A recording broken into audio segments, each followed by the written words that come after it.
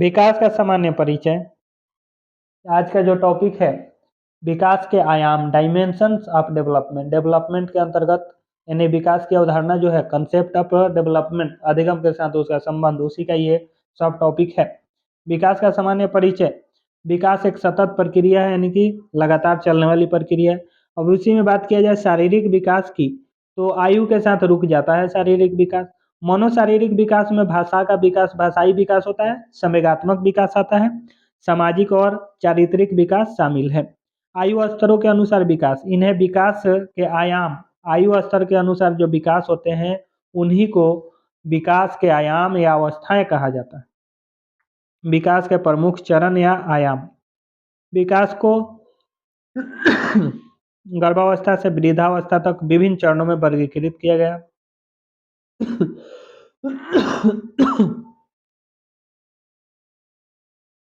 Ross की अवधारणा।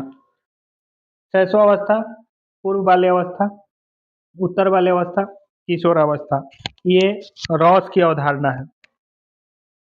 इसके बाद हर्लक की अवधारणा। हर्लक ने विकास को 11 भागों में बांटा है। सबसे पहला गर्भावस्था, दूसरा शैशवावस्था, तीसरा बचपनावस्था, चौथा पूर्व बाल्यावस्था और पांचवा बाल्यावस्था। 6 नंबर में वयःसिद्धि, 7 में पूर्व किशोरावस्था।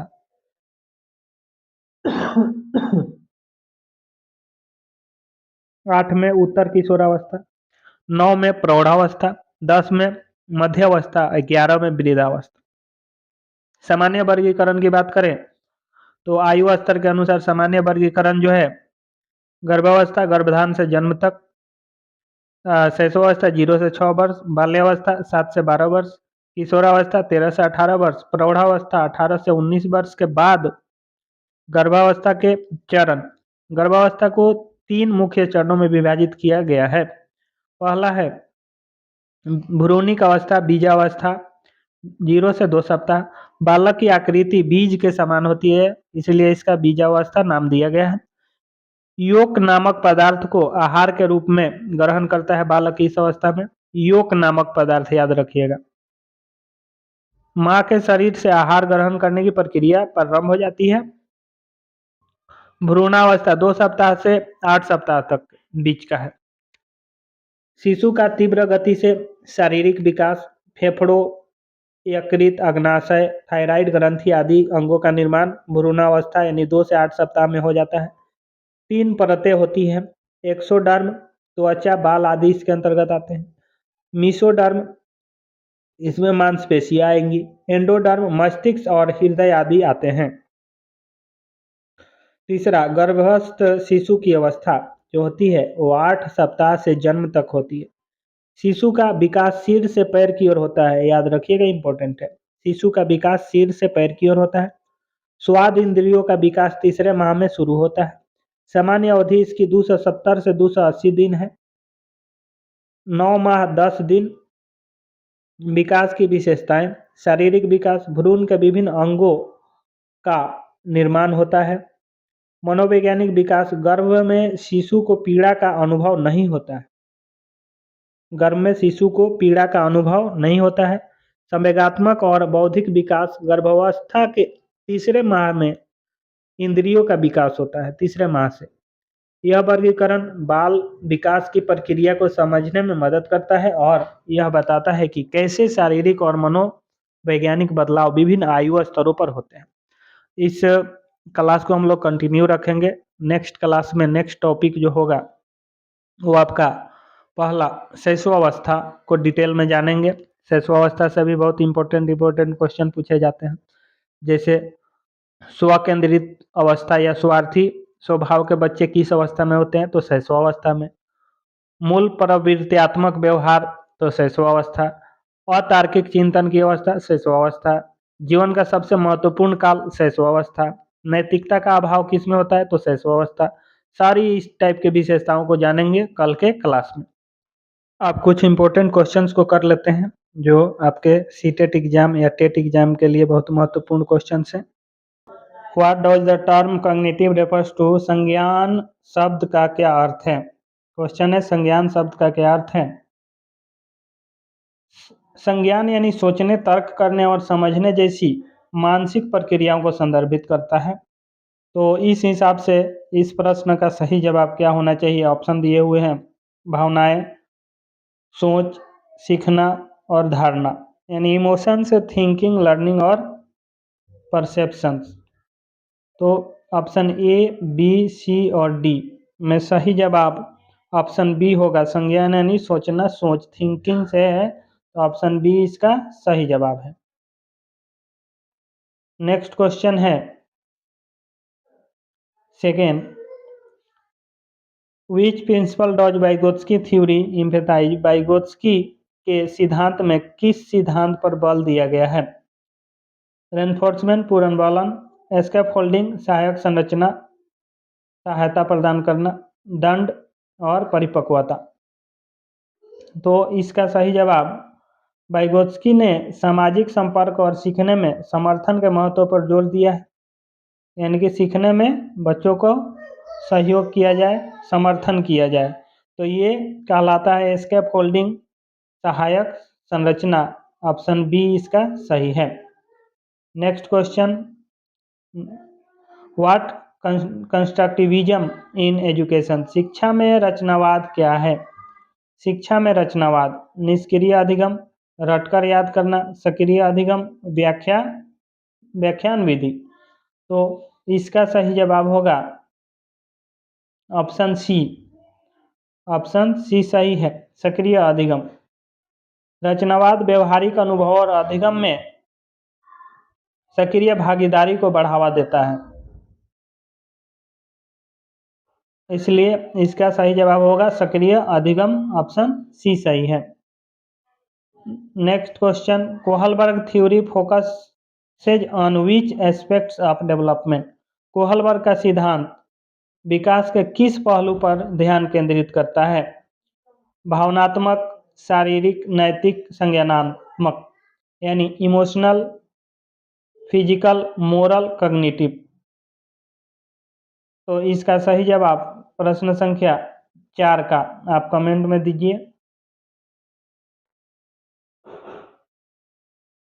देखिए, कोहलबर्ग के चरण जो होते हैं नैतिक तर्क और नैतिक मूल्यों के विकास को समझाते हैं, अर्थात इसका सही जवाब होगा मोरल, यानी कि ऑप्शन सी सही है। Next question, which is a characteristics of child centred education? बाल केंद्रित शिक्षा की विशेषता क्या है? शिक्षक संचालित, निष्क्रिय, शून्य पर ध्यान, बच्चे की सक्रिय भागीदारी, स्थिर पाठ्यक्रम। तो जहाँ भी बच्चे की सक्रिय भागीदारी यानी चाइल्ड एक्टिव पार्टिसिपेशन आता है वही सही है, और बाल केंद्रित शिक्षा की विशेषता है, ऑप्शन सी सही है।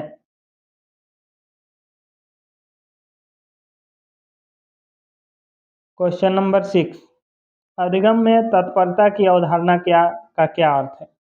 अधिगम में तत्परता की बात कही जा रही है। ऑप्शन दिया हुआ है सामग्री का ज्ञान, सीखने की प्रेरणा, विकासात्मक परिपक्वता, एकाग्र ध्यान।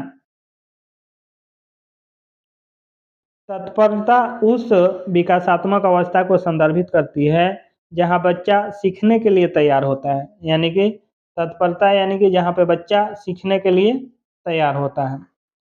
तो इसका सही जवाब होगा ऑप्शन सी, डेवलपमेंट मैच्योरिटी, विकासात्मक परिपक्वता। Who propose the theory of multiple intelligence? बहुबुद्धि सिद्धांत किसने दिया, यानी कि बहुबुद्धि सिद्धांत जो है किसके द्वारा प्रस्तुत किया गया है? बहुबुद्धि सिद्धांत की बात की जा रही है यहाँ पे, किसके द्वारा दिया गया है? ऑप्शन है पियाजे, गार्डनर, स्किनर, वाइगोत्स्की। तो बहुबुद्धि सिद्धांत हावर्ड गार्डनर ने विभिन्न प्रकार की बुद्धियों का प्रस्ताव दिया था। हावर्ड गार्डनर पूरा नाम यानी कि गार्डनर। ऑप्शन बी इस प्रश्न का सही जवाब है। Which stage is called the concrete operational stage in पियाजे थ्योरी। पियाजे के सिद्धांत में किस अवस्था को ठोस परिचालन अवस्था कहते हैं? बर्थ टू 2 ईयर्स यानी जन्म से 2 वर्ष, 2 से 7 वर्ष, 7 से 11 वर्ष, 12 वर्ष से अधिक। तो इसका सही जवाब होगा 7 से 11 वर्ष तक, यानी 7 से 11 ऑप्शन सी सही है। इस अवस्था में बच्चे ठोस वस्तुओं और अवधारणाओं के बारे में तार्किक सोच विकसित करते हैं। 7 से 11 वर्ष जो होता है ये पियाजे का दूसरा स्तर है, जिसमें 2 से 7 वर्ष के अंतर्गत बच्चे वस्तुओं और अवधारणाओं के बारे में तार्किक सोच विकसित करना प्रारंभ करते हैं। क्वेश्चन नंबर 9, प्रगतिशील शिक्षा का मुख्य उद्देश्य क्या है? रटकर याद करना, बाल केंद्रित अधिगम, कठोर अनुशासन, स्थिर पाठ्यक्रम। प्रश्न संख्या 9 का सही जवाब होगा ऑप्शन बी, बाल केंद्रित अधिगम। प्रश्न संख्या 10, फोकस ऑन ग्रेड्स, अंकों पर ध्यान। ऑप्शन जो दिया है, रूपात्मक मूल्यांकन की मुख्य विशेषता क्या है? क्वेश्चन है रूपात्मक मूल्यांकन यानी what is the key features of formative assessment. इसको योगात्मक मूल्यांकन समेटिव होता है, ये फॉर्मेटिव है। तो रूपात्मक मूल्यांकन की विशेषता क्या है?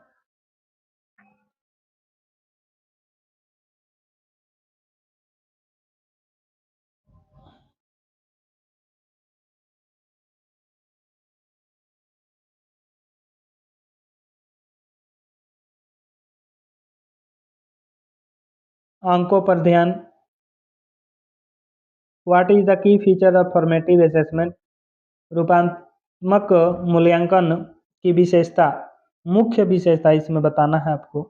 अंकों पर ध्यान, सतत प्रक्रिया, टर्म के अंत में परीक्षा, योगात्मक मूल्यांकन, समेटिव असेसमेंट। फॉर्मेटिव असेसमेंट जो होता है वो एक सतत प्रक्रिया है, कंटिन्यूअस फीडबैक